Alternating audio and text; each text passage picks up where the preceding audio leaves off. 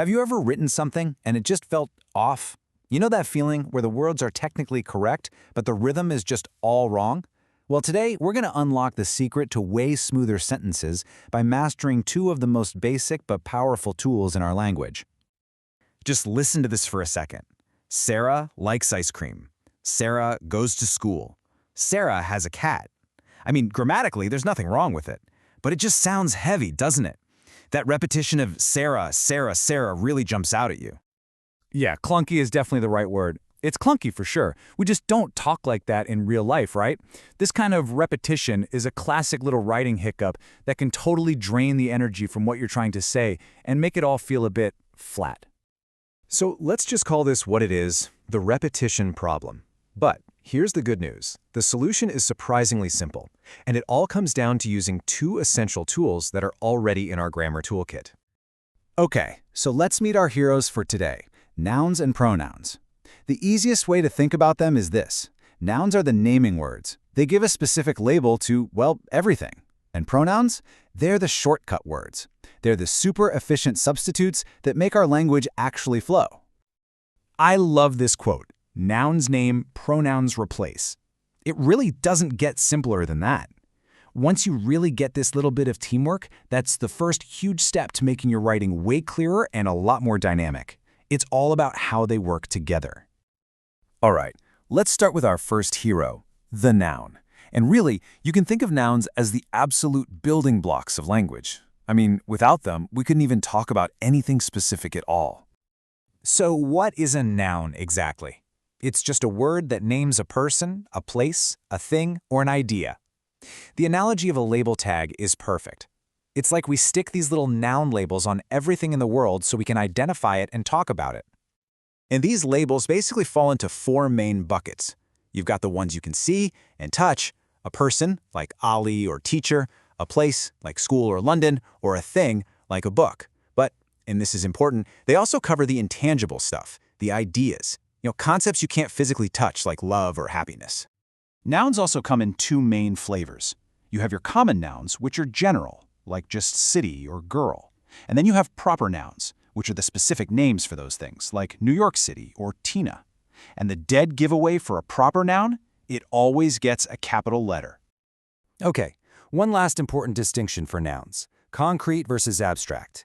And there's a really simple test for this. Just ask yourself, can I experience it with my five senses?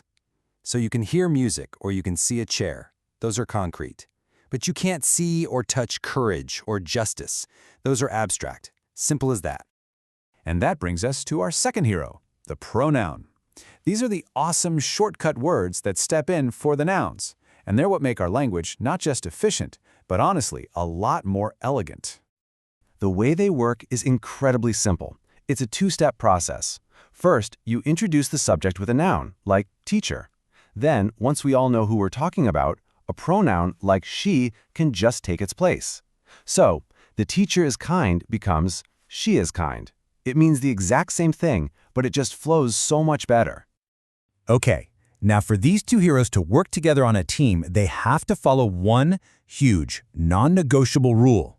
This is it. This is the secret to getting it right every single time. It's called pronoun antecedent agreement. And I know that sounds super technical, right? But don't worry. All it means is that the pronoun, the shortcut word, has to match the noun it's replacing. And that noun it replaces is called the antecedent. They just have to agree on things like number. Is it singular or plural? And gender. Let's see this rule in action, because this is where it really clicks. Look at the first one. The pronoun isn't referring to the pencils, it's referring to the singular box. So we need the singular pronoun its. Same idea with each day. That's one day, so it brings its own challenges, not their own challenges.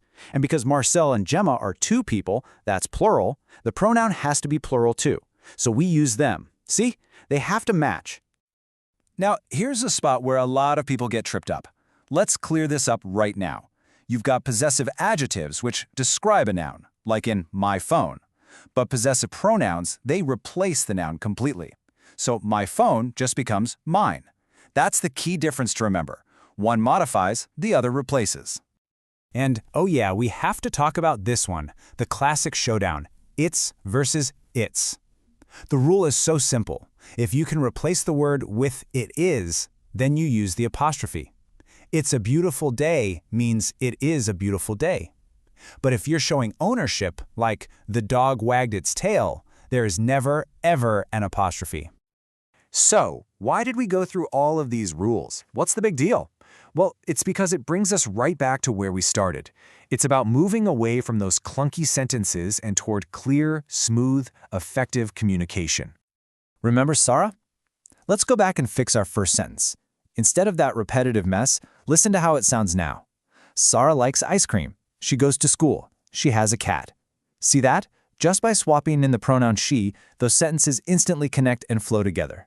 It's such a small change, but it makes a huge difference. And that's the real payoff right there. When you get your nouns and pronouns working together as a team, you get smoother sentences, you get shorter, more direct communication, you get writing that's way less repetitive, and you get messages that are just plain easier for people to understand. And look, this isn't just some boring grammar lesson for an exam. This is a real, practical skill that will sharpen your communication literally everywhere, from the emails you send at work to essays for school and even just in everyday conversations. It's one of those foundational skills for just expressing yourself clearly. So, there you have it. You now know the secret to making your language flow. The only question left is the one you see right there. Now that you know, how are you going to use these tools to make your own writing clear starting today?